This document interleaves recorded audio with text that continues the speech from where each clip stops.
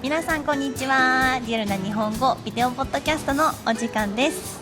今日はいつもの画角と違うんですけども、じゃじゃーん、スターバックスに今来ていますこれはなんか新作のピーチミルクなんだろうなんかピーチのドリンクです。めっちゃ美味しそうだったので注文してみました。今日の商品紹介はスターバックスです。これ日本多分限定なのかな。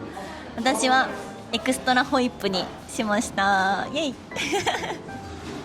じゃあちょっとだけ味見していきますね。いただきます。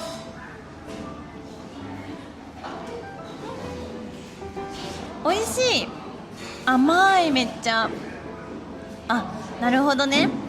めちゃくちゃなんか桃が入ってる、いっぱいめっちゃ美味しいです。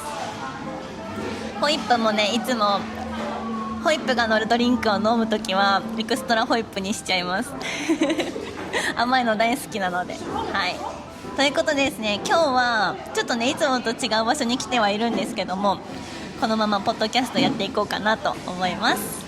で、皆さんにですねずっと言えてなかったことがありまして、ちょっと今日はご報告をしていきたいなと思います。ドキドキドキドキはい、実はですね、私じゃじゃーん、結婚しましたということで今日はですね、なんと旦那さんに来てくれておりますのでご紹介したいなと思います。今日は2人でポッドキャストを撮っていきたいと思います。じゃあお願いしますよいしょ。はい、はじめましてお名前は何ですか？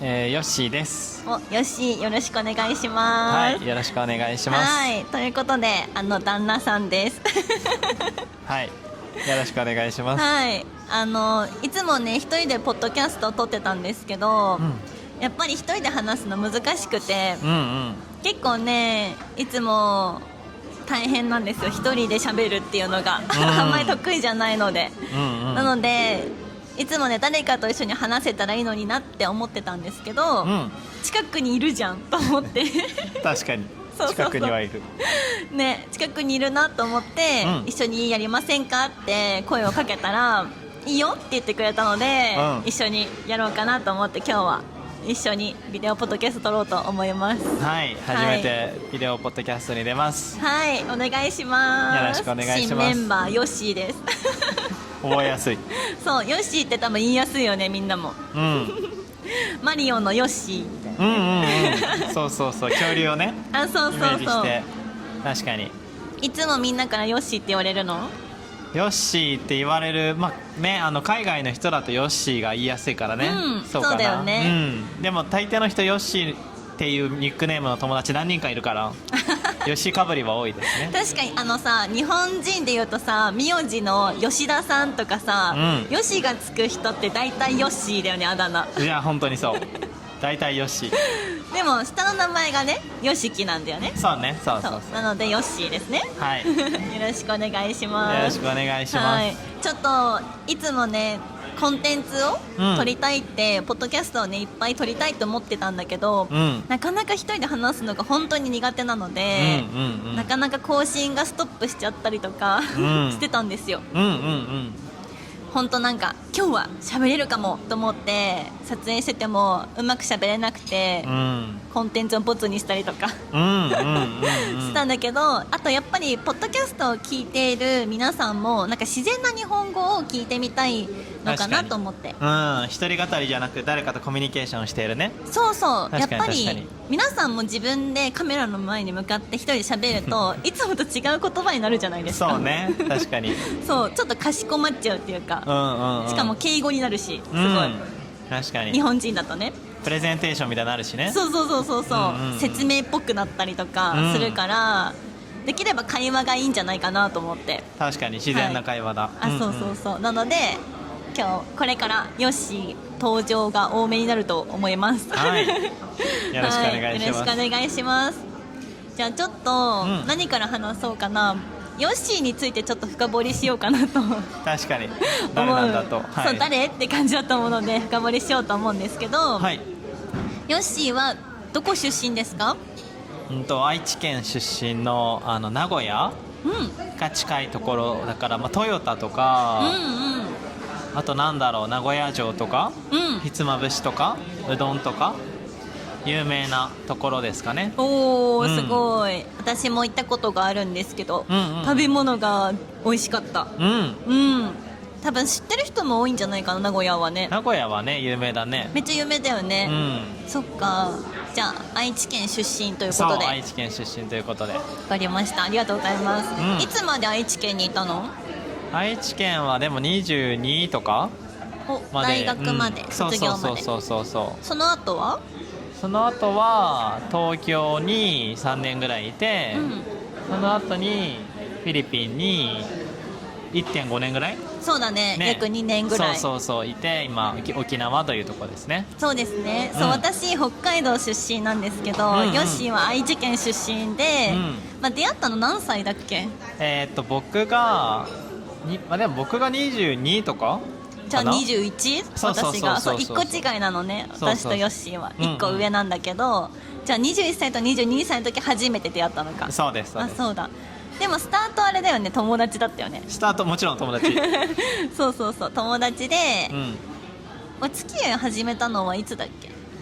付き合い始めたの、うん5年前そうね、大体5年前、うんうん、じゃあ私が24歳うんで25歳の時か。そうね、うんうん、そうだ。でその時にあれだね、お付き合いを始めたんですけど、そう当時私ずっと北海道に住んでたんですよ。そうね、確かにでヨッシーは東京の会社で働いてましたね。ね、うんそうだから2年ぐらい遠距離してたよね。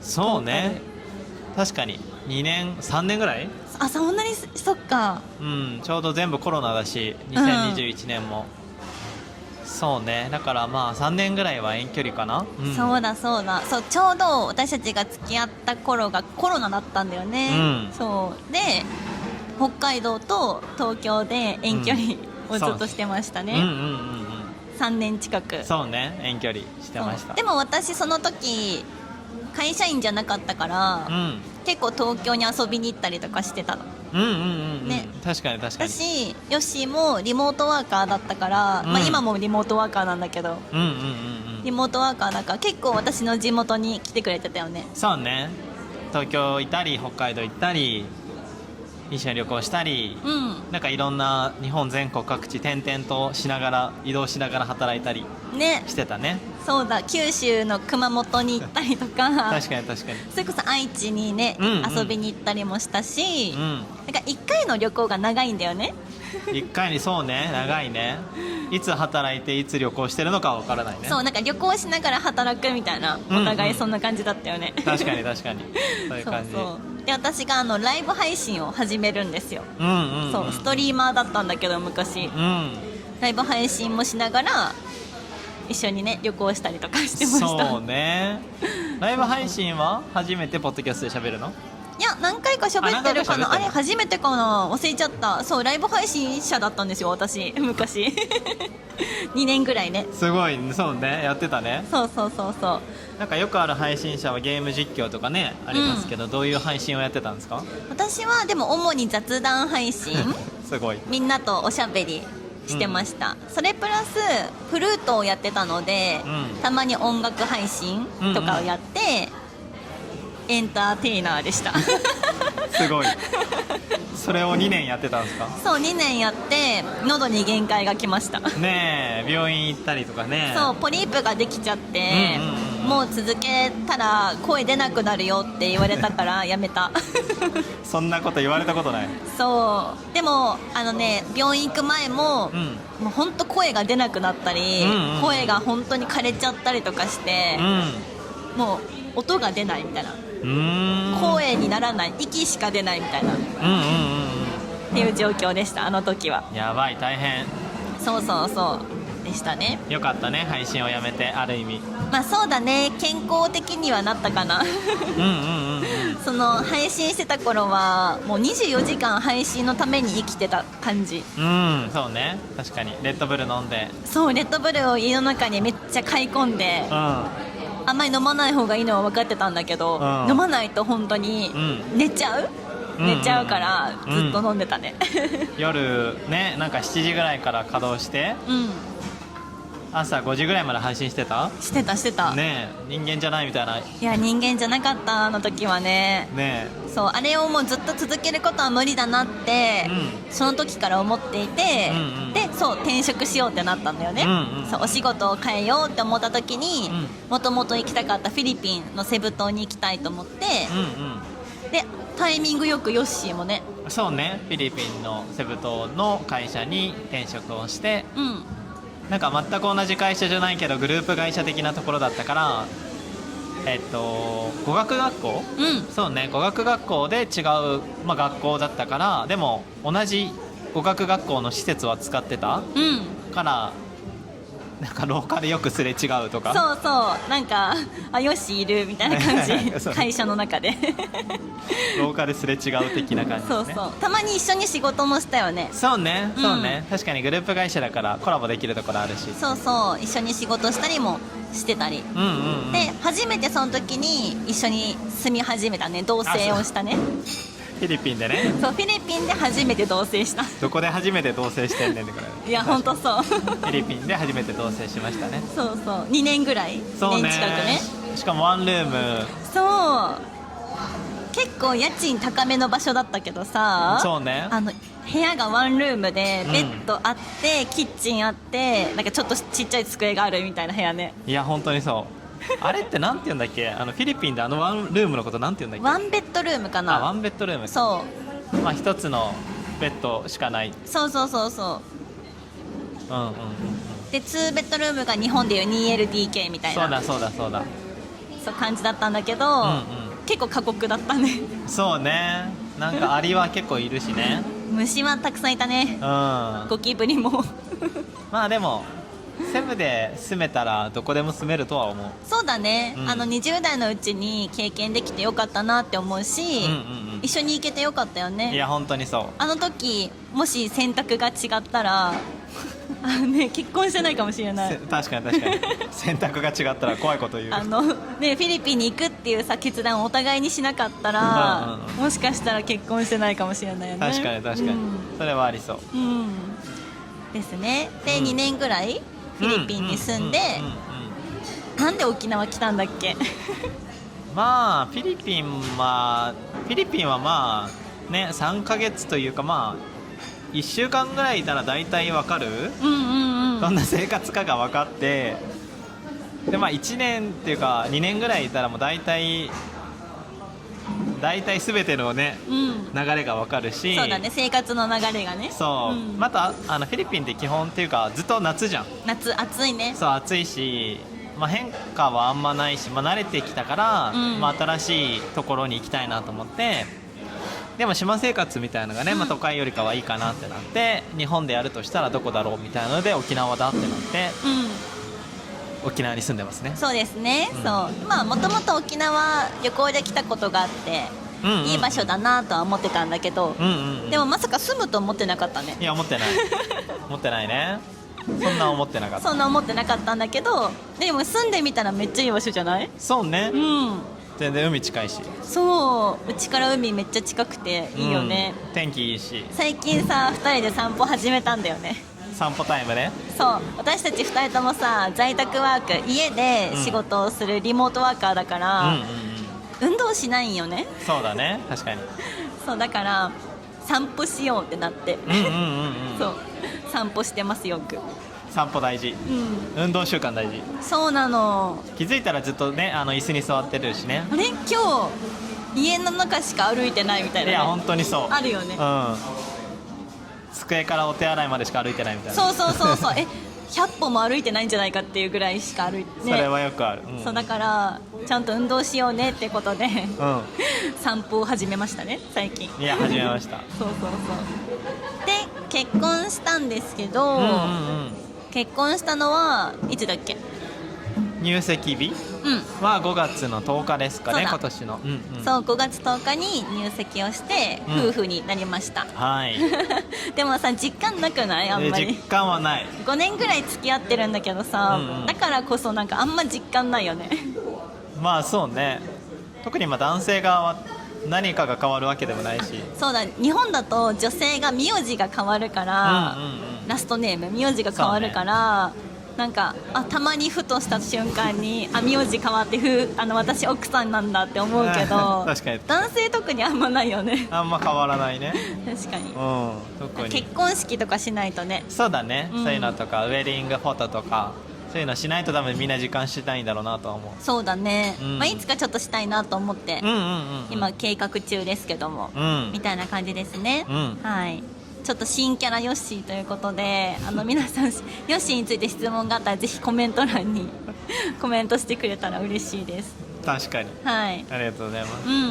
これからは家とかいろんな場所で2人でポッドキャスト撮ろうかなと思っている感じですね、はい撮っていきましょう。はい、2人でよく話すんだよね。いろいろさ話すけどさ、カメラ回してないからね。いやまあほとんどそうでしょうね。そうなんだけどね普通はね確かにそうせっかくならカメラ回していきましょうということで撮っていきましょうということで、ですね。確かに。あと何か話すことありますか？なんだろうね。なんだろう学生時代の話とか。学生ね、そうだ。じゃあ学生時代はなんか部活とかスポーツはやってました？そうね、なんか小学生、7歳から12歳ぐらいまではテニス、公式テニスを6年ぐらいやってましたね。あ、そうなんだ。6年もやってたんだ。そうなんか習い事、それこそ兄が2人ぐらいいるんだけど、兄がやっててなんかどうせならヨッシーもやるでしょみたいになって、行きたいなとは思ったことないけど初めてなんか行って、そこから6年ずっと行ってた。すごい。行きたいと思ってなかった？興味なかったの？あんまそうね、まあ6歳とかなんかあんまりでもなんか楽しそうかなぐらいかな。なるほどね。体動かすの。そうまあ男の子だしね、ちっちゃい男の子だし。そうじゃあお兄ちゃんたちと一緒に習ってたんだ。そうね、なんか多分クラスは違うけど、多分そうみんな初心者から始まって中級者上級者上がっていくから、もう最初初心者でやって、そう6年間ぐらいテニスやってたけど別になんか大会とかも出たことない。普通にみんなでテニスするみたいな感じ。なんかそうテニスするみたいななんかサーブの練習しようとか、なんかコーンを並べてこれを倒そうみたいな。なるほど、ゲームみたいなね。ゲームみたいな、それを6年間やってた。なるほど。勉強は好きだった？勉強はそうね、小学生の時に塾に行ってて、漢字テストとか、なんか日本の都道府県のテストとか、昔の旧国名のテストとか、なんかそういうのはなんだろう、ちゃんと覚えたらねテストで評価されるから、それはなんか真面目に努力するみたいなことは結構好きだったかもしれない。そうなんだ、偉いね、ちゃんと勉強して。どんな勉強が好きだった？学生時代。どんな勉強？なんかいっぱいあるじゃん。音楽なんか音楽出てきちゃった。英語、日本語、国語か、数学、理科とかあるけど。そうね、でも一番興味あるのは英語かな。英語なんだ。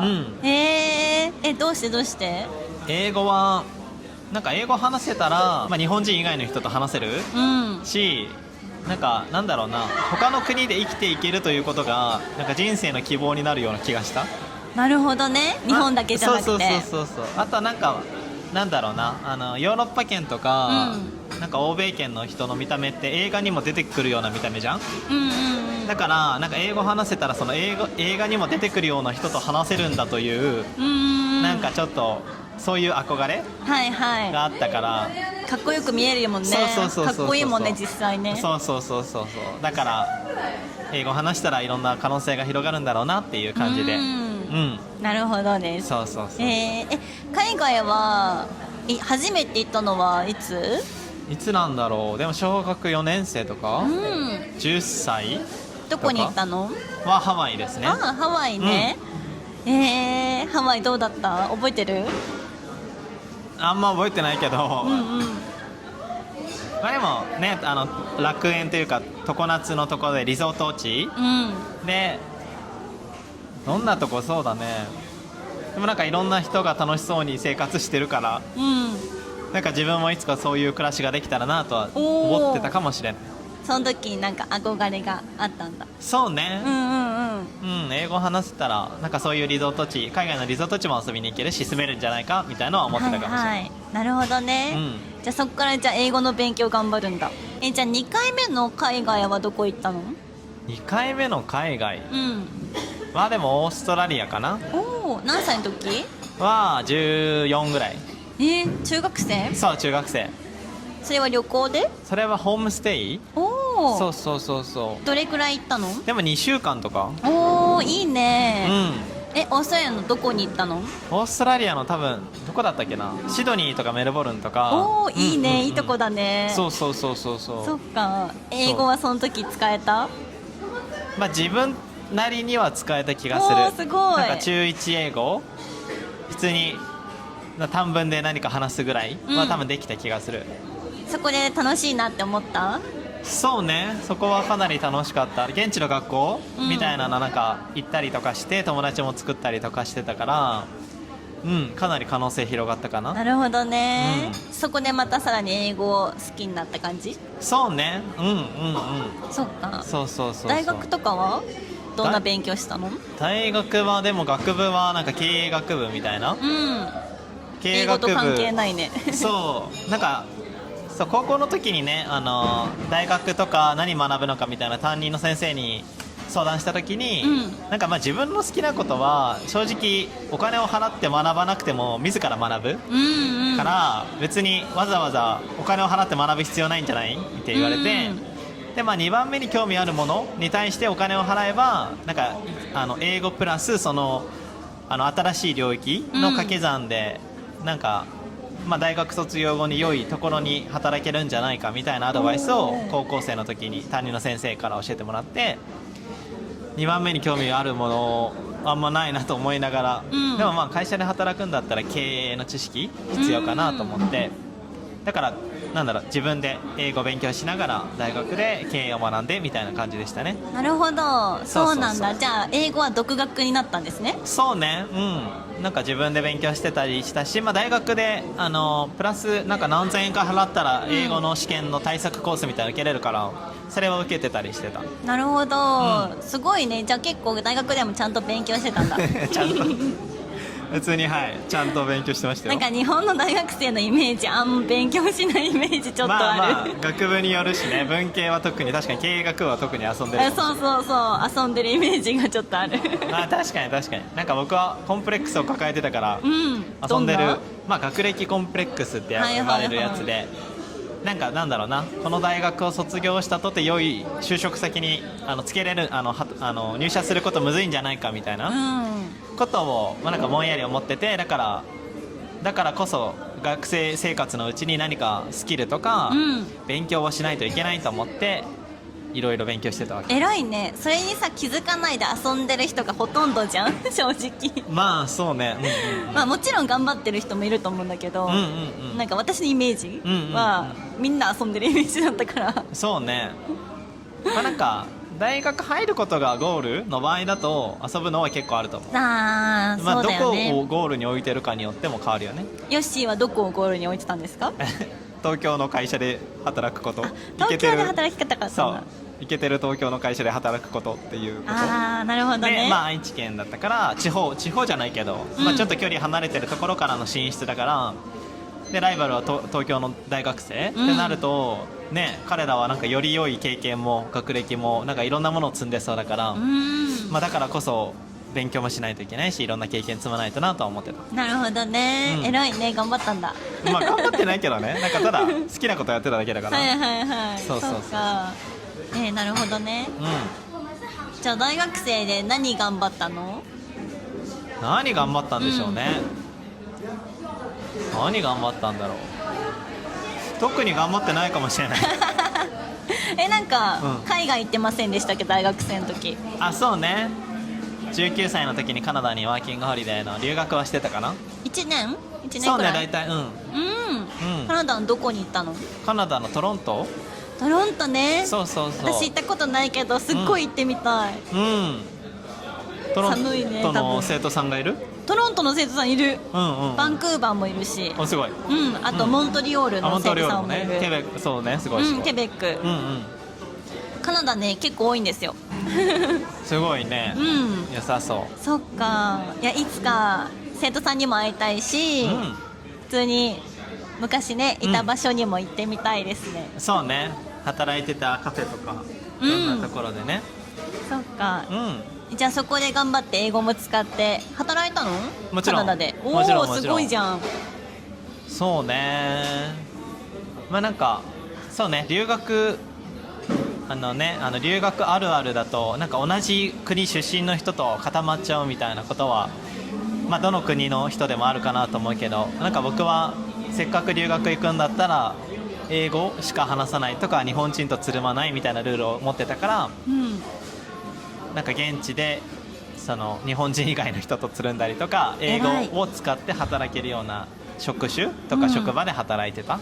偉いですね、うん私も一瞬だけオーストラリアの語学学校行ったんだけど、英語話せなさすぎて、日本人といましたダメだですねこれが。お金かけて行ったのにね。そうそうそうそう。ダメだよね。そうそうそう。そっか、すごいね。19歳でしょ。そうそうそうそう。一人で海外行って働くなんてさ、言語も違う中で本当すごいよね。まあでもそんな変わんないよね。変わんない。言語だけぐらい、言語が違うくらい。言語が違うのが大変なのよ言語が違うくらい。そっかそっか、カナダは楽しかった？そうね、カナダ楽しかった、もう一回行きたい？旅行で、行きたいよね。全然旅行は全然楽しいよ、多分どの国も。私も行きたい、アメリカも行った？アメリカも行った。ニューヨークかな。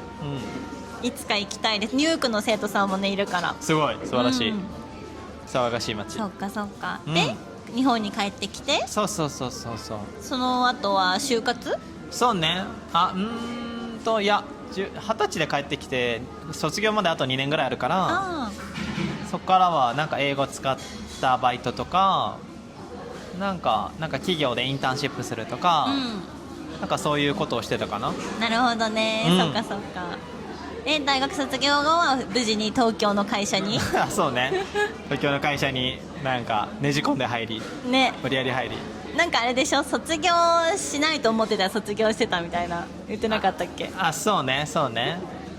なんか3月に卒業するけど入社は8月みたいな。はいはい、そうね。なんかそういうちょっと普通4月入社なのになぜか8月に入社するっていう謎の状況を起こしました。なんか日本の会社って基本4月入社だもんね。そう海外だと9月かな。まあ海外の大学が9月卒業とかあるけど、バラバラかも。そっかそっか、なるほどね、面白い。東京生活はどうでしたか？東京生活はほとんどコロナだったよね。そうね、2020年に上京してるから東京に行くこと、田舎から東京に行くこと上京って言うんですけど、そう2020年の8月ぐらいに上京したんでコロナですねコロナ流行ってそう5ヶ月ぐらいで。そっか。でなんか東京に行ったけどあんま人いなかったかもしれないね、全然外にいないよね人がね。全然外にいないしみんな家にいるから東京の会社で東京に住みながらリモートワークしてた。そうだね、東京でリモートワークしてた謎家に引きこもってた。そう実家にいたらいいじゃんってずっと言われてたそうだね、お金も高いしね。お金も高いかかるからね。そうかそうか、へえ面白い。なるほど。そうまあでも東京行ってよかったですか？そうね、なんか自分のやりたかったことだしあるね、学生時代の東京のイケてる会社で働くっていう抽象度高い目標を達成し、まあ大体3年ぐらい住んだらどういう生活かも分かるし。まあそうだね、大体ね。そうまあ飽きてくるでしょ、3年もいたら。大体分かるね。大体分かる。そっか、大体分かる。いいね、そっかそっか。そうで今はセブに行って沖縄にいると。そうねでも沖縄よくない？私めっちゃ好き、沖縄。どこが好き？あったかいし、私北海道出身だからもう本当に冬が嫌いで雪も嫌なのね。北海道出身そうなんだ。大体そうじゃない、みんな。北海道の人たちはなんか迷惑だと思ってると思うなるほどね。そうだから、まあ、私は特に好きじゃない、寒いのがね、だから沖縄って雪降んないし、いつでもあったかいし、あと結構晴れの日が多いと思う。そうね、思ったよりね。なんか沖縄って結構台風が直撃するイメージあるじゃん、うんなんかずっと雨みたいなイメージあるけど、なんか言うてそんなない。そうあんまり来ない、来るけどあんまり来ない。そう来るけどあんま来ない。イメージしてたよりは来ない。そうそうそうそうそうそうだから住みやすいし、やっぱねほんと北海道って冬になると外に出たくなくなるのね。あ、なるほどね。寒いし、うんうんなんかいろんなもの着てすごい肩もすごい凝るしすごい嫌なのよ。確かに確かに。沖縄はもう薄手でさいそんなにつでも過ごせるでしょ。いつでもいい。だからアクティブになれるうんから好きです。確かに日光浴びるし元気になるしね。そう元気になる気がする。なんか長生きしそうだね。あ長生き絶対できると思う。あでも日本のさ、都道府県の中で一番あれじゃない、沖縄が寿命長いよね。あ、そうなの。うん確か1位なはず沖縄。知らんかった。うんそうなんや。そうそうそうやっぱ外に出たいっていう気分になれるしね。なるほどね。ってなると北海道が最下位の可能性が高いけど。ワンチャンあるかもね。まあまあ確かに確かに。そうそれはそうかも。うん分かんないけど。うんうんうんそうそうそうだから沖縄好きですね。そうそうっていう感じでね、うん2人でいっぱいこれからエピソード撮っていこうと思います。ちょっと今日ね本当は外で撮りたかったの、なんだけどそれこそ明日から台風が来るみたいでもうね外がねすでに風がすごくて。そうね、波も高いし。そうでもせっかく晴れてたから外で撮りたかったんだけど、風がもう多分音うるさいかなと思ってちょっと中で撮ってます、はい、でも若干多分中でもちょっと音が入ってるかもしれないけど。そうね、店内のざわざわが、ざわざわしてる音がねちょっと入ってるかもなんですけど、これから2人でいっぱいエピソード撮っていこうと思います。はい多分皆さんも感じたと思うんですけど、多分めっちゃ自然な日本語じゃない私今確かに。そう多分ね私今すんごい自然な日本語喋ってると思うので、参考になる部分もたくさんあるかなと思います。あとやっぱりさ会話だと相づちがさ、できるじゃん。相づちもさ結構大事じゃん。大事大事。コミュニケーションする上で大事大事。私日本人特有の相づちってあると思うのね。おー、なるほどね。そういうのとかなるほどねとかねやばい、ボキャブラリーがない相づちボキャブラリーを知りたいね。そうそうそうたくさんあると思うから、なんかそういった空気感とかも届けられると思う、確かに確かに、と思うのでこれからもよろしくよろしくお願いします。お願いします。はいぜひまだチャンネル登録してない方はぜひチャンネル登録をしていただけると嬉しいです。モチベーションになります。確かにはいやっぱね動画を見てくれてコメントしてくれたり高評価つけてくれたりなんかアクションを起こしてくれると、なんか作ってよかったなって本当に思うので、はい、全然コメントでこういうのもっと見たいとか本当はこうしてほしいとかがあったらぜひ教えてくれたら嬉しいです。はいでこれから実はねヨッシーも日本語教師デビューするということで、はい、これからレッスンとかもやるみたいなんですよ。またね、できるようになったらお知らせしましょう。はい、お知らせします、ありがとうございます。では皆さん今日も聞きに来てくれてありがとうございました。またねバイバーイ。